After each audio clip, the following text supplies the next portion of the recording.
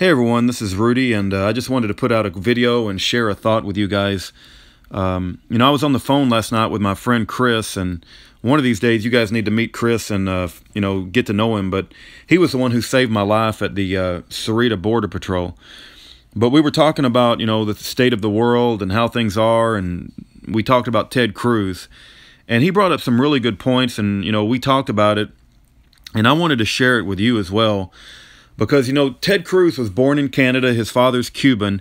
There's 3 legs of a stool that you need in order to be a natural-born citizen. And natural-born citizen is defined in Emer Devitel's Law of Nations. It was the book that was used by our founders when they created this country to develop the Constitution. It was George Washington's overdue library book. There's a website called protectourliberty.org. It could be protectourliberty.com, but one of those two, run by a guy by the name of Commander Kirchner, and he's a genealogist. He's a specialist on citizenship. And go to that website and you'll learn everything you want to know about the term natural-born citizen. The point is that Ted Cruz is missing 2 legs of the 3-legged stool that's needed to be a natural-born citizen. He's missing a birthplace in America. He was born in Canada. He's also missing a father that's a United States citizen at the time of birth. Cruz's father is Cuban, right? So while Cruz may be a United States citizen, he definitely doesn't meet the requirements, the presidential requirements as outlined in the Constitution, to be a natural-born citizen. And therefore, Ted Cruz is just a big fraud. And here's the point, right? Ted Cruz was asked about this, and he knew that he wasn't eligible. But because Obama had already done it, Ted Cruz kind of skirted around the question, and he said, well, I'll let others answer that for me. Here's what the problem is when you try to make 2 wrongs make a right. And Chris and I talked about this, and I wholeheartedly believe what I'm about to say. If Ted Cruz had just been upfront and honest with the American people and just say the truth of the matter, right? If Ted Cruz had stated, I love this country. This country has given me tremendous opportunities. I can't wait to to give back to this country. I'm so grateful for America and what they've done, what it's done for me and my family. He could have gone down in history as the greatest senator on earth if he had stated that I love America, but I cannot be president because I'm not natural born. Do you understand that if he had said that publicly, and he still has the chance, but he won't because he's a complete sellout. His wife is a Goldman Sachs, vice president. She wrote a paper about North American communities between Canada, United States, and Mexico, and how we should all have one community. And I think there's even talk of one currency. If it's not talking about one currency, it's going in that direction, right? Of just making Canada, United States, and Mexico one North American community.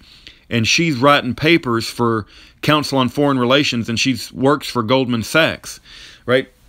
Here's the point I'm trying to make.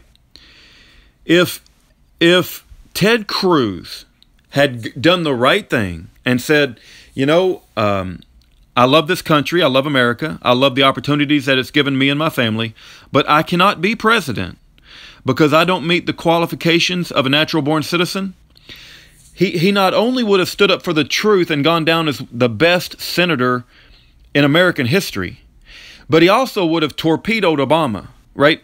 And he would have taken down the most evil, illegal coup this country's ever experienced. But he decided, well, I'm going to go for president because Obama did it, therefore I can do it, and I'm going to sell out.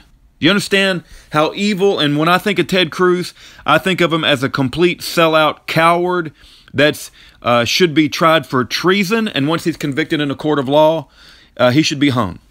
That's on primetime television. That's what I think of Ted Cruz. The same thing I think about Ron Paul for not speaking up on this issue.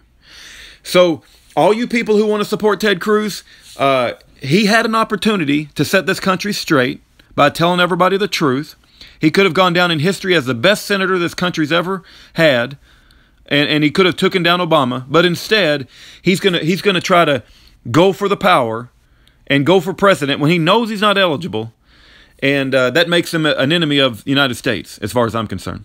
So if that doesn't clarify my position, And I think Chris and I were talking about this last night, and I think he's in agreement. But our conversation just spurred a lot of thoughts in my mind that I wanted to get out. But I can't stand Ted Cruz. It doesn't matter about his conservative track record and what he says, the words that come out of his mouth, and the great speeches that he gives. That doesn't mean diddly. What means something is a man's actions, right? When it comes down to brass tacks, what does a man do when he's either tempted with great power or he's in great trouble? How does he act in those times? And when Ted Cruz was tested, he failed miserably. And so he should be hung, he should be tried for treason first in a court of law, and if and when he's found guilty, which I think he's definitely guilty, he should be hung. Right on primetime television and say, that's what we do. That's how we treat illegal foreigners who come over and try to usurp the commander-in-chief position of our military. That's how we treat them. And that's what should happen to Obama once he's convicted in a court of law, too. Take care, everyone.